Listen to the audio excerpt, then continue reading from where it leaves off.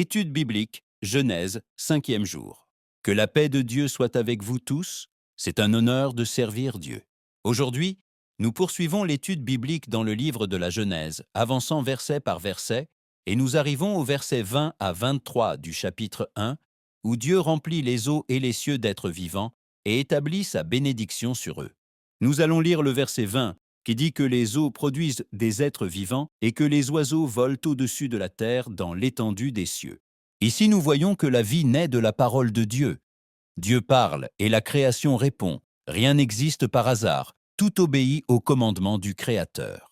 Le verset 21 dit que Dieu créa les grands monstres marins et tout être vivant selon son espèce, ainsi que tout oiseau ailé selon son espèce, et Dieu vit que cela était bon. Même les créatures les plus grandes et les plus puissantes ont été créées par Dieu. Les profondeurs et ce que l'homme ne peut pas dominer sont aussi sous son autorité. Dieu regarde son œuvre et la déclare bonne, car ce que Dieu fait est parfait, complet et rempli de sagesse. Plus loin, dans Job chapitre 41, Dieu parle à Job au sujet du Léviathan pour lui montrer qu'aucune créature ne peut être dominée par l'homme si Dieu ne le permet pas.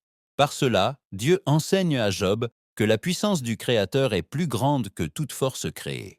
Le psalmiste déclare également que le Léviathan se déplace sous l'ordre de Dieu, montrant que rien dans la création n'échappe à son gouvernement. Le verset 22 dit que Dieu les bénit et leur ordonna d'être féconds et de se multiplier. Ici, nous apprenons que Dieu ne fait pas seulement créer, mais qu'il bénit aussi afin que la vie continue et se multiplie selon son dessein. Le verset 23 dit qu'il y eut un soir et un matin, le 5e jour. Dieu clôt le jour en laissant tout établi sous son autorité et son ordre éternel. En ce jour, nous apprenons que Dieu donne la vie, gouverne les profondeurs, bénit ce qu'il crée et établit son dessein sur toute la création. Rien n'est plus grand que sa puissance. Rien n'est en dehors de son autorité. Tout demeure sous l'autorité du Créateur. L'écho de la voix de Dieu.